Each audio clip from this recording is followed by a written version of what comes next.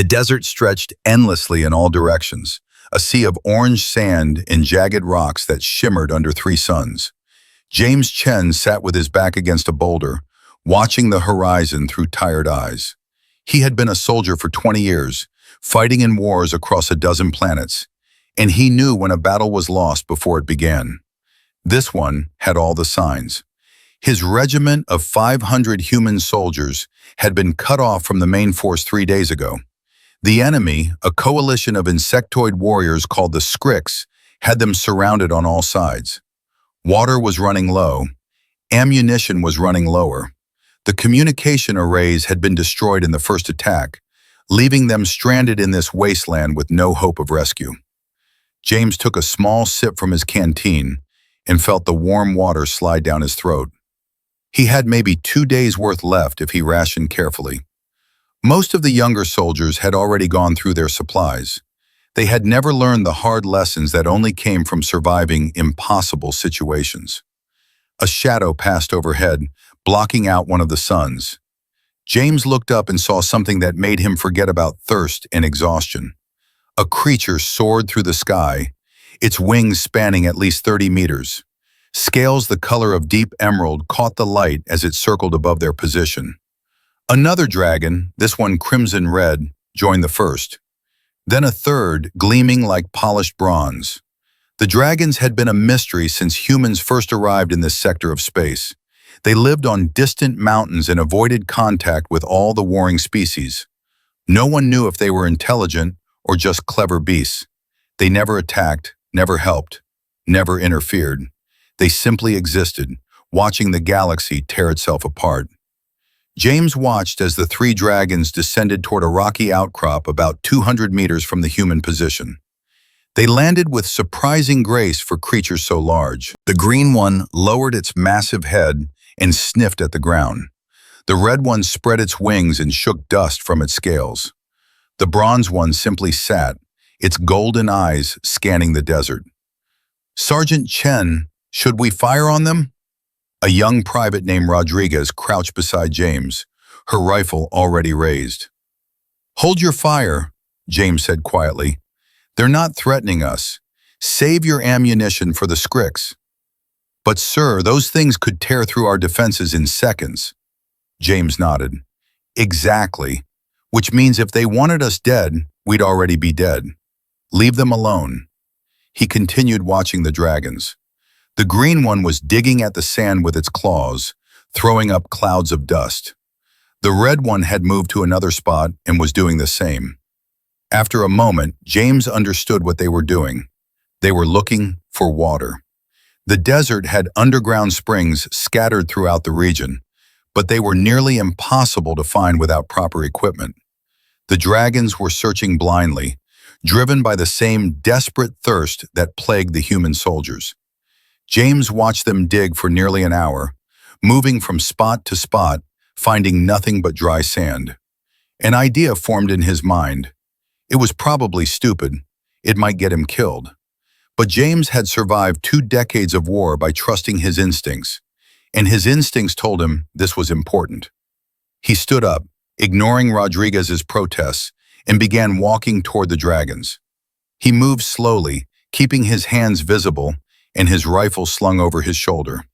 The bronze dragon noticed him first. Its head swiveled in his direction, and those golden eyes fixed on him with an intensity that made his skin prickle. James stopped about 50 meters away. He unslung his rifle and laid it on the ground. Then he unhooked his canteen and held it up so the dragons could see it. The green one had stopped digging. The red one was watching him with its head tilted to one side. "I know you're thirsty," James called out, feeling foolish for talking to creatures that probably couldn't understand him. "I'm thirsty too, but I know something about surviving in deserts." He walked forward another 20 meters, then stopped again. The dragons hadn't moved, but he could feel their attention focused entirely on him.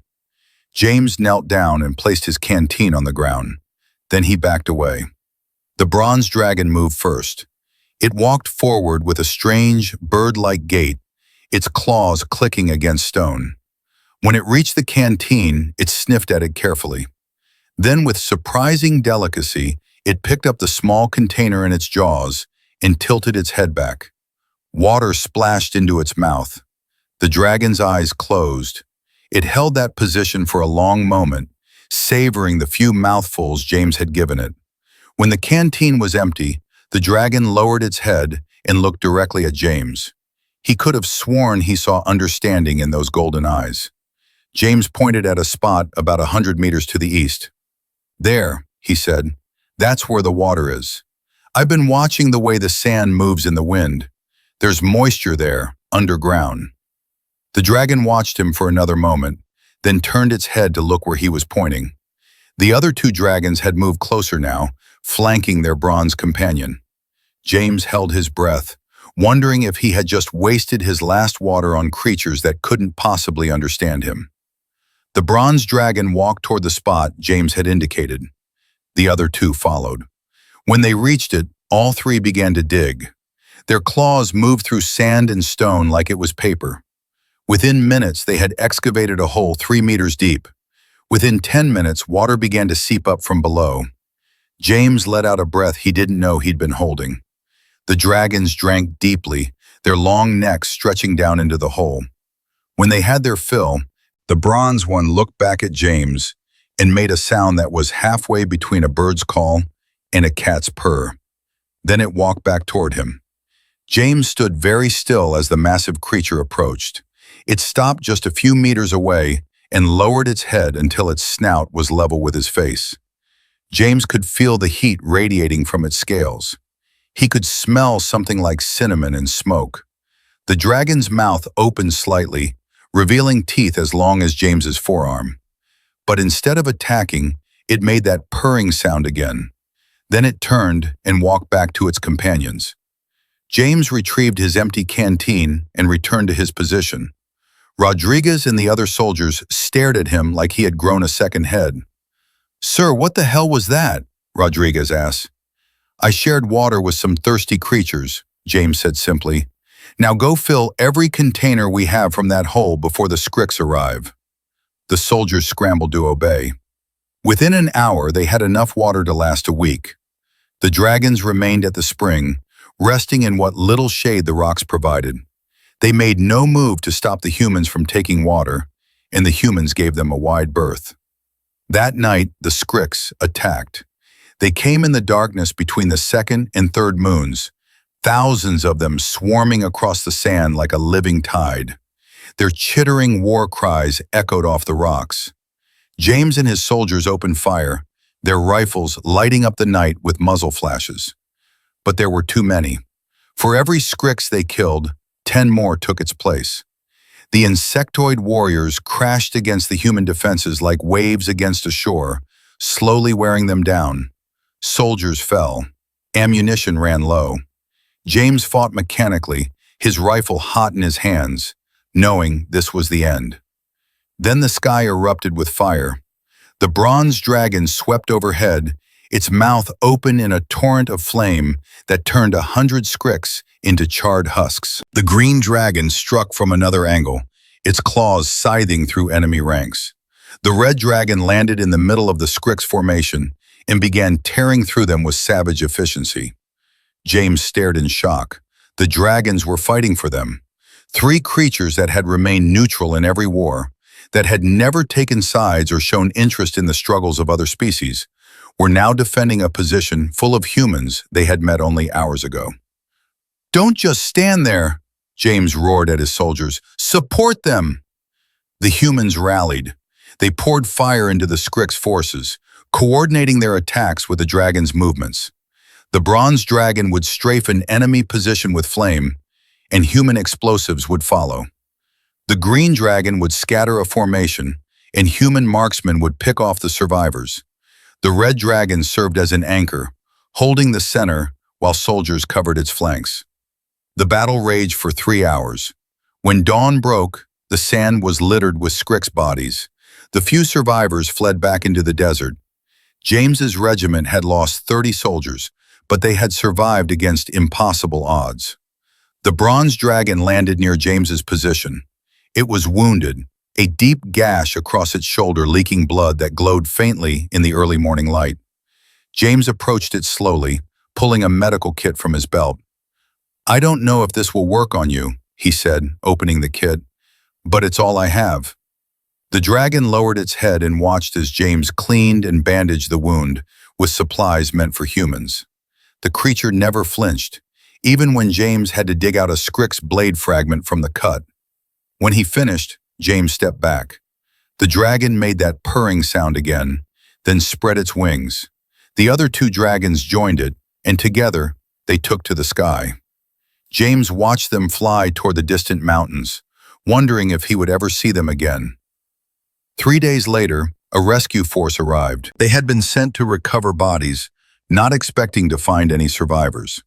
When they saw James and his soldiers alive and well, watered and mostly intact, they demanded an explanation. James told them about the water and the dragons. Most of them didn't believe him, but Rodriguez and the other soldiers backed up his story, and the evidence was there in the excavated spring and the Scrix bodies torn by claws and burned by fire. The rescue force evacuated them back to the main base. James wrote a report about the encounter, knowing it would probably be dismissed as combat stress or hallucination. He didn't care. He knew what had happened. He had shared water with dragons, and they had remembered.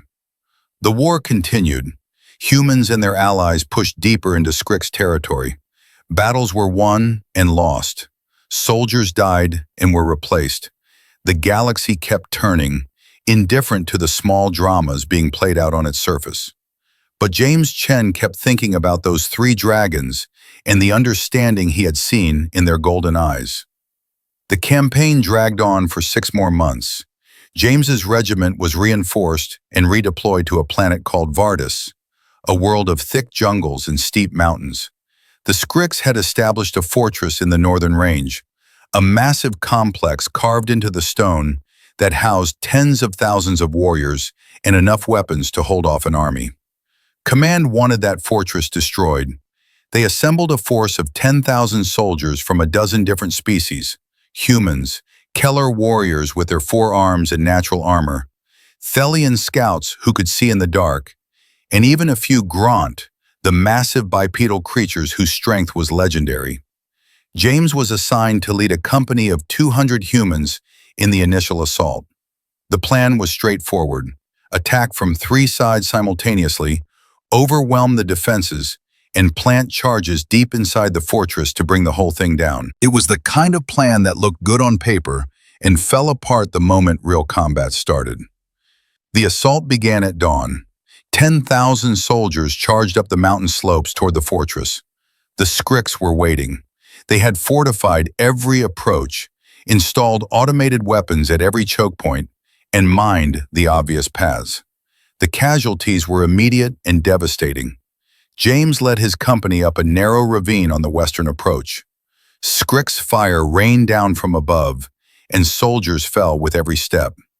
They were halfway to the fortress when an explosion collapsed part of the ravine wall, blocking their path forward and cutting them off from the rest of the force. They were trapped. Scrix warriors poured down from the heights, surrounding them.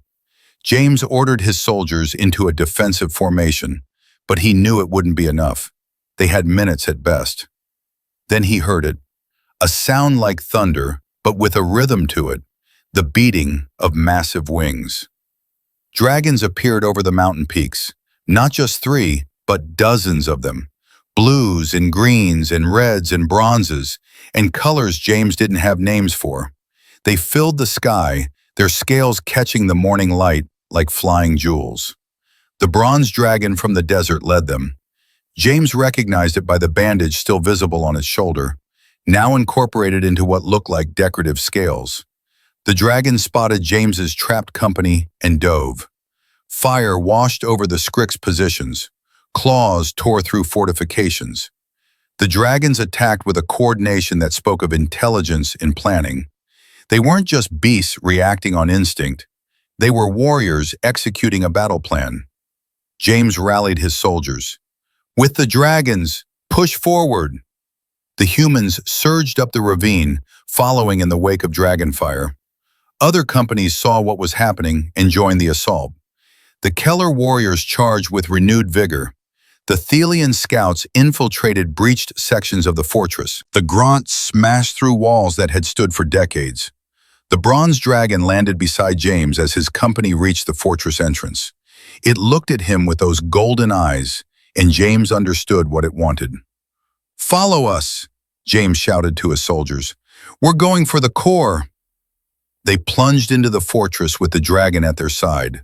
The creature's bulk filled the corridors, forcing Scrick's defenders to flee or be crushed. Its fire turned hallways into infernos.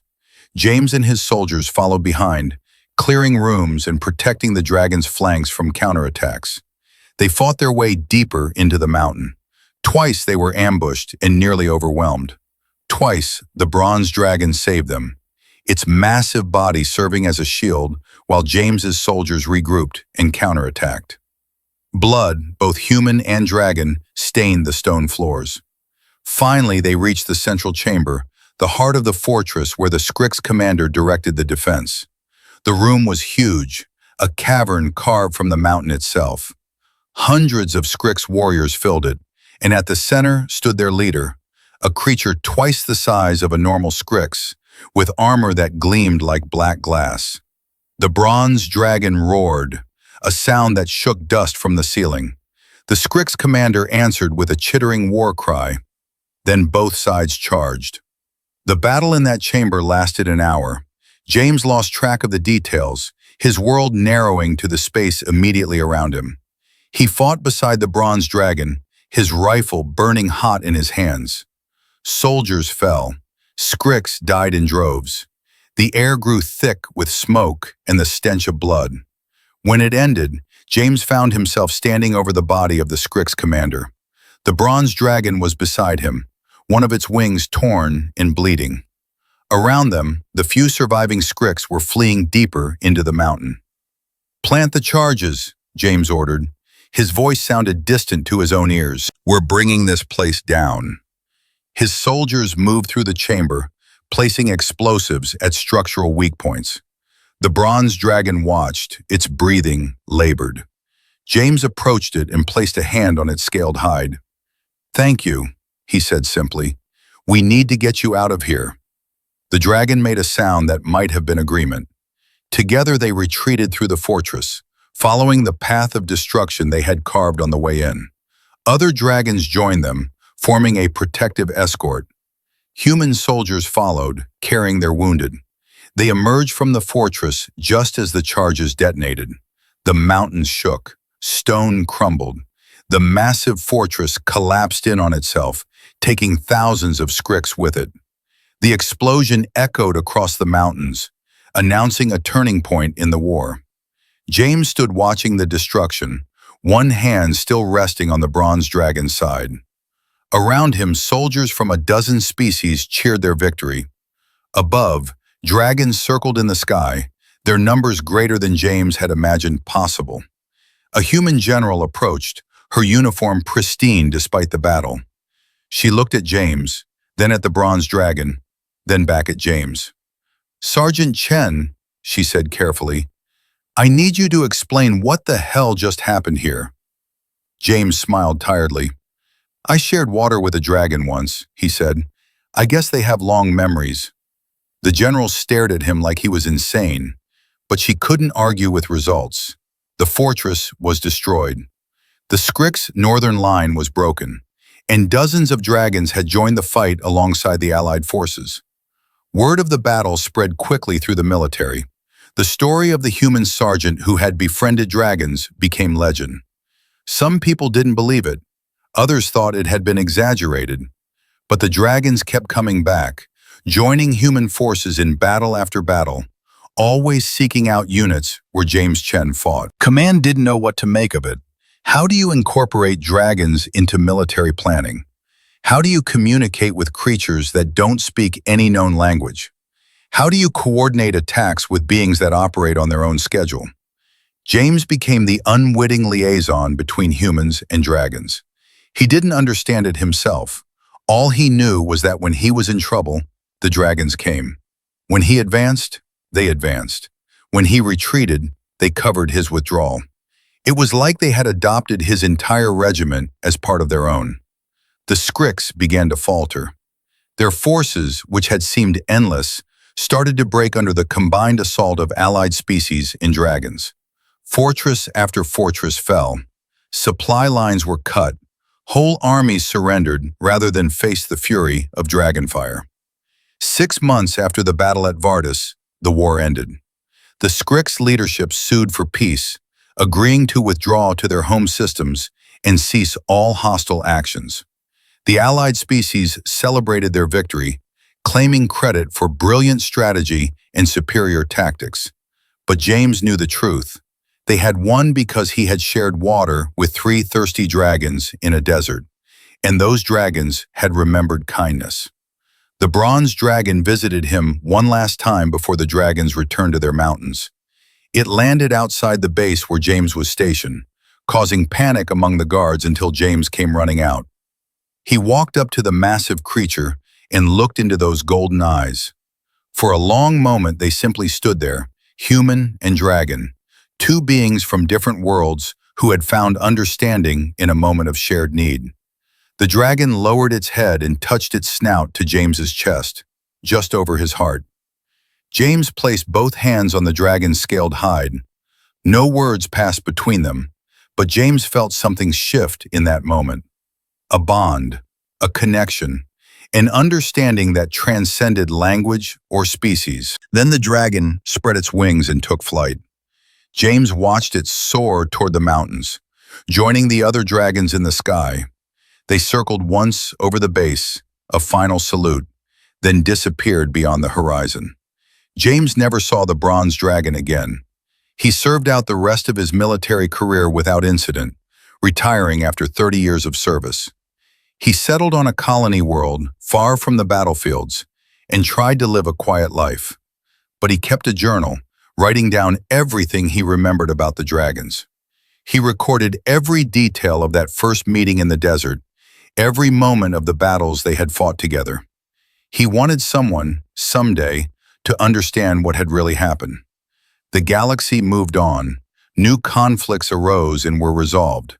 Species that had been enemies became allies. Technology advanced. Civilizations rose and fell. But in the mountains of distant worlds, dragons still flew, watching and waiting. And sometimes, when human soldiers found themselves in desperate situations, when all seemed lost and death seemed certain, dragons would appear. They would fight alongside the humans, driving back the enemy, then disappear again into the sky. No one understood why. Researchers studied the phenomenon. Xenobiologists tried to communicate with the dragons. Philosophers debated the meaning of the bond between humans and dragons. But James Chen knew. He had learned the lesson in a desert, surrounded by enemies, dying of thirst. He had learned that kindness transcends species, that generosity creates bonds stronger than any alliance or treaty, that a simple act of sharing, of offering help when you yourself have nothing, can change the course of history. He had shared water with dragons, and in that moment of giving, he had shown them that humanity, for all its flaws and violence, was capable of compassion. The dragons had not forgotten. Years after James retired, a young reporter found him. She had been investigating the stories about dragons and humans, trying to separate truth from legend.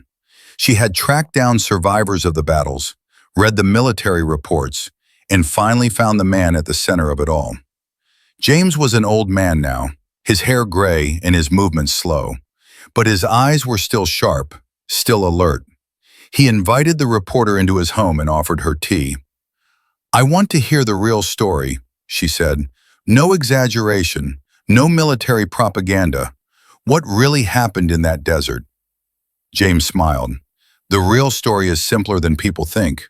I was thirsty. They were thirsty. I had water. I shared." "That's it? You shared water and they decided to help humanity win a war?"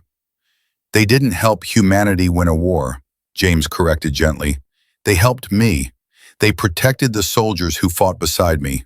They remembered one act of kindness and repaid it 1,000-fold. The reporter frowned. But why? Dragons are supposed to be intelligent, maybe even more intelligent than us. Why would they care about one soldier sharing his water? James was quiet for a long moment, looking out the window at the peaceful landscape. Finally, he spoke. I've fought in wars across a dozen worlds. I've seen every species in the galaxy at their worst, killing and dying for resources or territory or ideology. But in all that time, I've also seen moments of grace, moments when someone chose kindness over cruelty, generosity over selfishness, life over death. He turned back to the reporter. The dragons watch us. They see our wars and our violence. But I think in that moment in the desert, I showed them something else. I showed them that even in the worst circumstances, even when survival is uncertain, humans can still choose to help someone in need. So it was about proving humanity was good? No, James said firmly. It wasn't about proving anything. It wasn't calculated or strategic. I saw creatures that were thirsty, and I had water. So I shared. That's all. The fact that it changed everything came later, but in that moment, I was just trying to help. The reporter left that day with a story, but James suspected she still didn't truly understand. How could she? She hadn't been there. She hadn't looked into those golden eyes and seen the intelligence and understanding within. She hadn't felt the weight of a dragon's gratitude. James went back to his quiet life, tending his garden and watching the stars.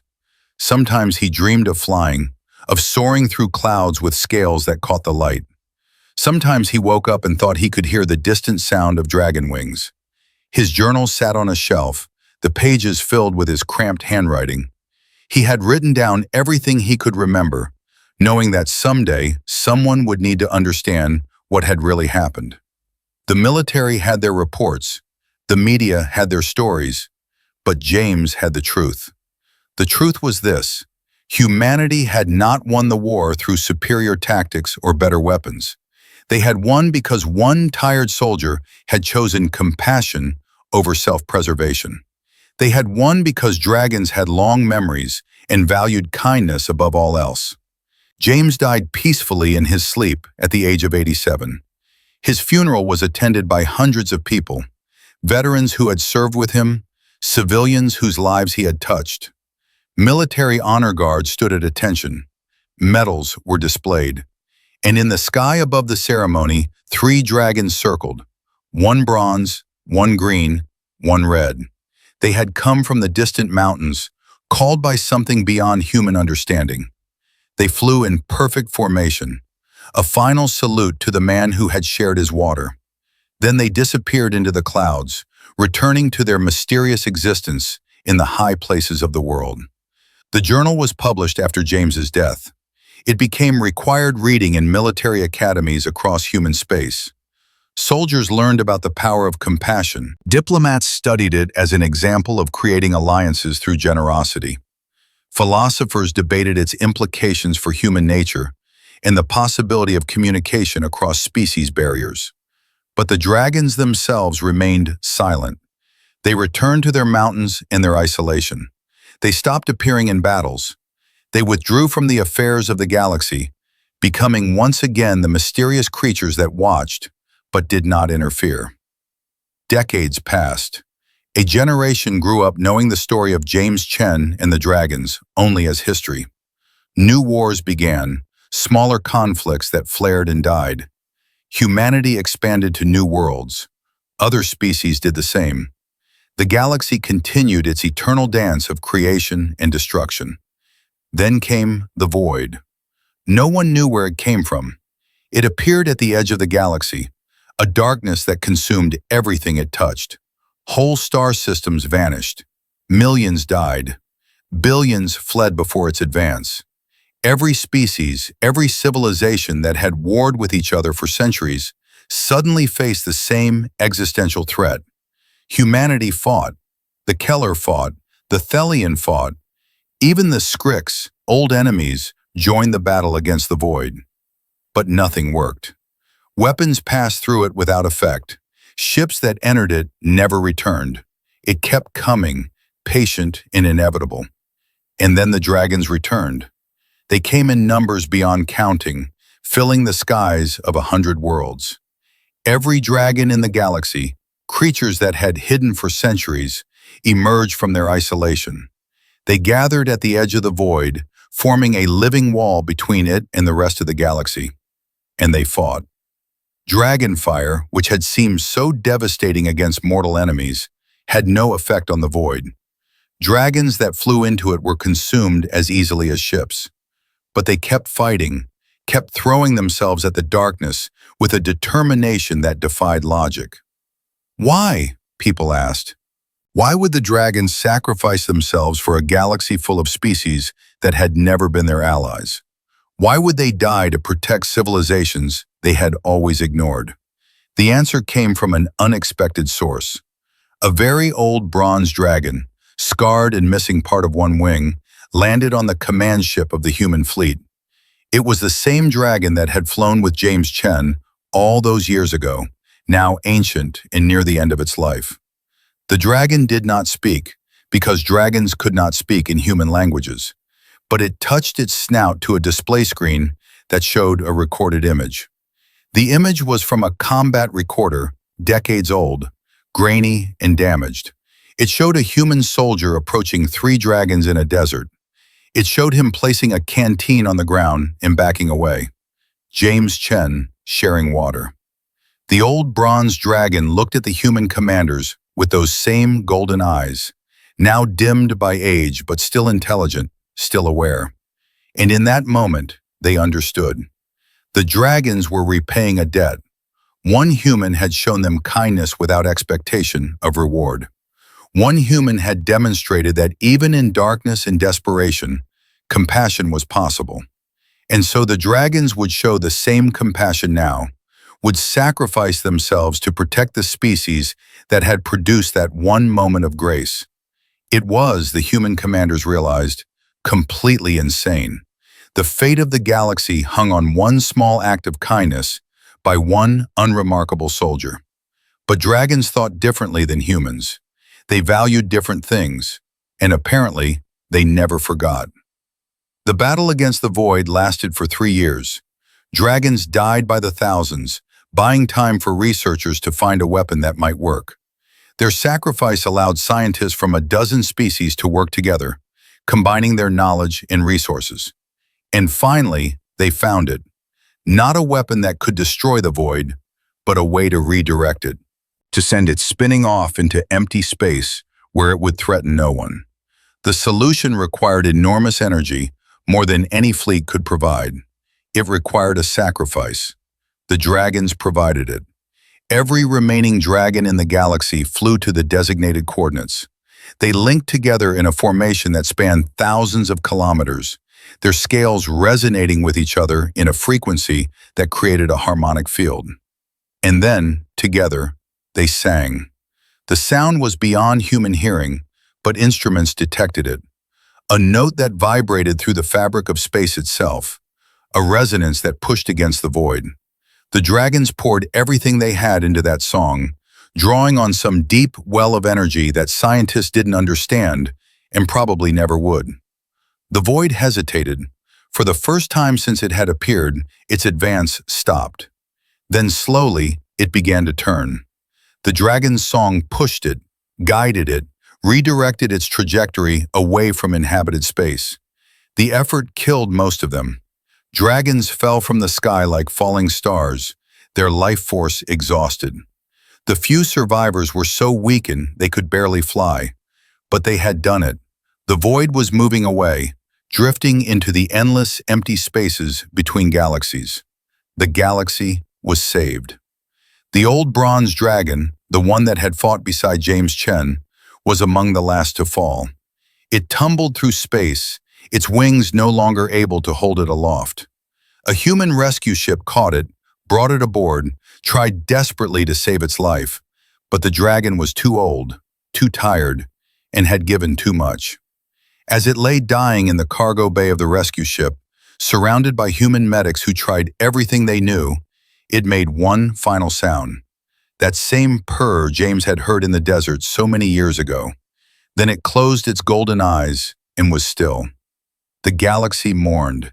Every species, even those that had never understood the dragons, recognized what had been lost. The creatures that had watched silently for millennia had sacrificed themselves to save civilizations that were not their own. Monuments were built. The date of the final battle was declared a day of remembrance across all human worlds. The other species did the same. Children learned about the dragons and their sacrifice. Philosophers studied their motivations. Artists tried to capture their nobility in paint, in stone, and song. But a few people understood the deeper truth. The dragons had not died for the galaxy. They had died because a single human soldier, when faced with thirsty creatures in limited water, had chosen to share. They had died because that act of kindness had shown them something worth protecting in humanity, something worth preserving in the galaxy at large. One small decision by one unremarkable man had, in the end, saved everything. James Chen's journal became the most important historical document in human space. His words were translated into every known language. His story was taught to children on every world. He became a symbol of the power of compassion, of how one person's choice could echo through the ages. But James would have laughed at all the attention. He would have said he was just a soldier doing what anyone should do. He would have insisted it wasn't heroic or philosophical or profound. He was just sharing water with thirsty creatures. And perhaps that was the real lesson. Heroism doesn't announce itself. Compassion doesn't require grand gestures or dramatic sacrifices. Sometimes changing the world is as simple as sharing what you have with someone in need, without calculation or expectation of reward. The surviving dragons withdrew to their mountains once more. There were so few now, only a handful out of thousands. They avoided contact with other species, became even more reclusive than before. Some people said they were mourning their fallen. Others thought they were simply tired. But on certain nights, when the moons were full and the stars were bright, people reported seeing dragons flying over cities and settlements. Not threatening, not communicating, just flying. Watching over the civilizations they had died to protect.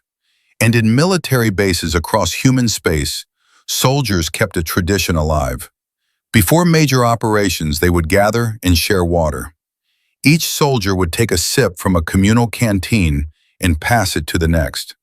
They called it Chen's Blessing, a reminder that they fought not just for victory, but for the values that made victory worthwhile. One young soldier, barely 18 years old, asked her sergeant why they did this ritual before every battle. The sergeant, a grizzled veteran with scars and tired eyes, told her the story. He told her about James Chen and the dragons. He told her about the water shared in a desert and the war that followed. "But why?" the young soldier asked. "Why did that matter so much?" The sergeant smiled. "Because it showed them who we could be. Not who we are all the time, not even who we are most of the time, but who we could be in our best moments." That was enough for them. They saw one human choose kindness over survival, and they decided that was worth fighting for, worth dying for. The young soldier thought about that as she sipped from the communal canteen. The water tasted ordinary, neither particularly good nor bad. But the act of sharing it, of acknowledging her connection to the soldiers around her, and to a man who had died generations ago, meant something. She passed the canteen to the next soldier and prepared for battle, carrying with her the weight of that legacy. The galaxy changed. Centuries passed. New civilizations rose. Old ones evolved. Technology advanced beyond the dreams of earlier generations. Humanity spread to distant corners of space, mixing with other species, creating something new. But the story persisted. Parents told it to children. Teachers shared it with students. It became myth, legend, the kind of story that defines a culture's values. And high in the mountains of forgotten worlds, the last dragons watched and waited. They were old now, ancient beyond the lifespan of most creatures, but they remembered.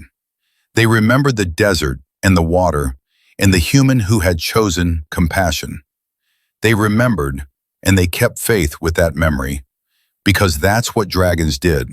They remembered kindness, they valued generosity, and they never forgot those who showed them grace in dark times. One day, perhaps, the galaxy would need them again. One day, perhaps, new dragons would be born from the old, continuing a lineage that stretched back to the beginning of time. And when they asked why they should care about the younger species, why they should protect civilizations that seemed so temporary and fragile, the old dragons would tell them a story. A story about a human soldier named James Chen, who shared his water with 3 thirsty dragons in a desert, and about the battle that followed and the war that changed everything. Because some stories are too important to forget, some acts of kindness echo through eternity, and sometimes sharing what you have with someone in need isn't just the right thing to do. Sometimes it saves the entire galaxy.